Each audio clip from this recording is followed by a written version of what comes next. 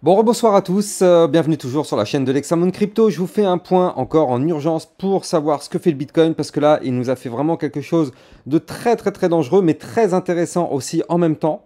On va regarder pourquoi il a chuté, quelles sont les prochaines targets. Allez, sans plus attendre, on va regarder ce qui se passe sur notre Bitcoin. Bien sûr, je rappelle à tout le monde, tout ce que je vais dire dans cette vidéo n'est en aucun cas des conseils financiers.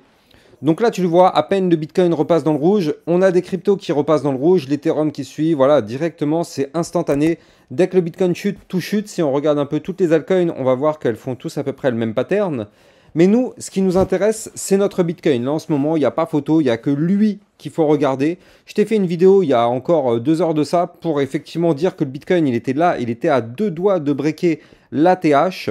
Mais je vous ai aussi dit que ce niveau allait être une muraille extrêmement importante. D'ailleurs, sur mon Twitter officiel, bah, tu le vois, hein, c'est là où je te diffuse un peu toutes les informations. Donc du coup, je t'avais prévenu un petit peu plus tôt dans la journée qu'on était à 2 doigts de breaker la TH, enfin du moins de toucher la TH. Et après, effectivement, bah, je t'ai prévenu une première fois qu'on avait été rejeté, une deuxième fois aussi. Bref, donc là, regarde ce qui s'est passé. On est venu chercher la TH une première fois ici. Bon, bah on s'est fait rejeter, de toute façon on le sait, on ne peut pas breaker une résistance en one shot, ça n'est jamais arrivé.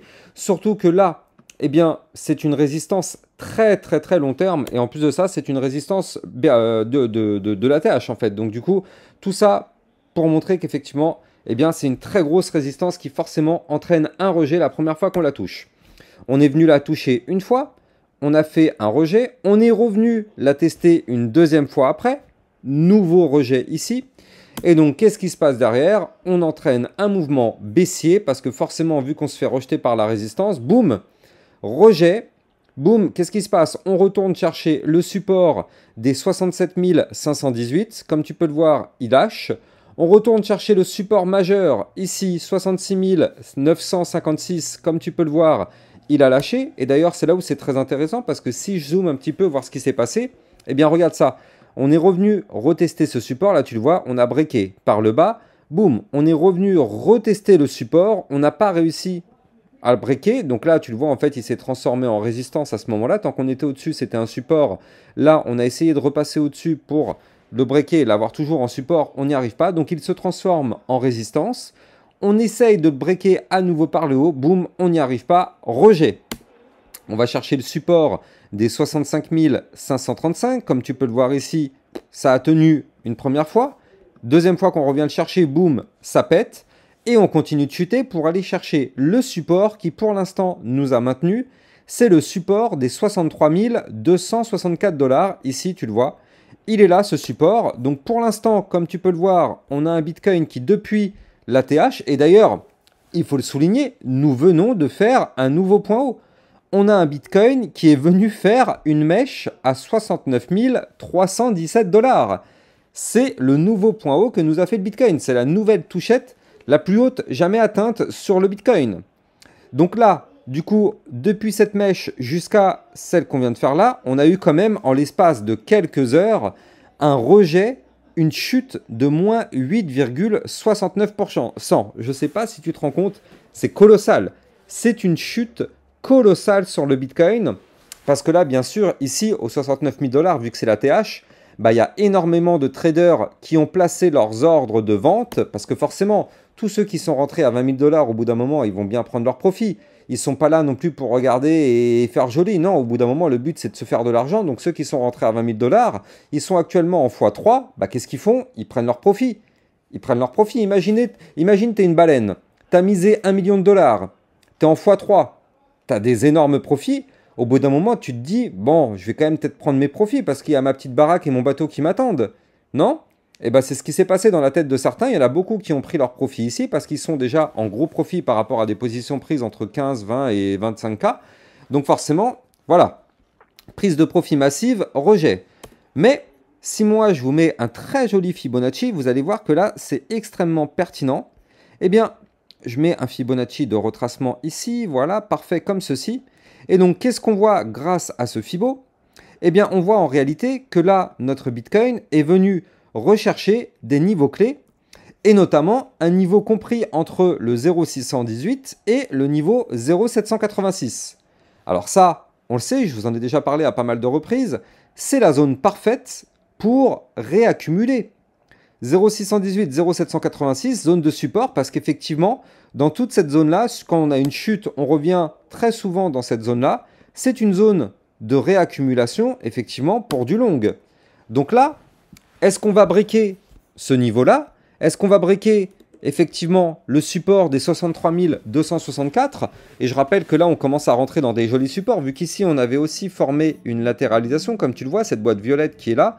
Ça, c'était un range. Je vais te donner le niveau clé juste après, mais je rappelle bien sûr que les likes et les commentaires sont fortement appréciés, tu le sais. C'est grâce à ça que tu peux exploser ma chaîne YouTube et la faire monter, elle aussi, to the moon. Donc bon, là, cette boîte violette, c'était un range, pardon. Donc une phase de latéralisation. Donc là, on n'a pas encore été revenu rechercher ce haut de range, on est venu chercher le support juste au-dessus.